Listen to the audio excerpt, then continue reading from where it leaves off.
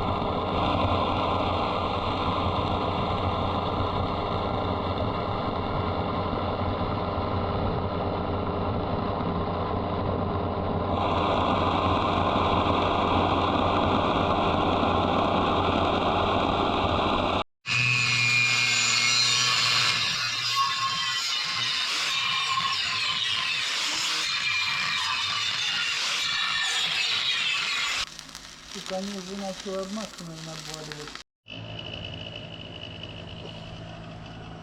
Нет, ты засладил солнышко, не видно.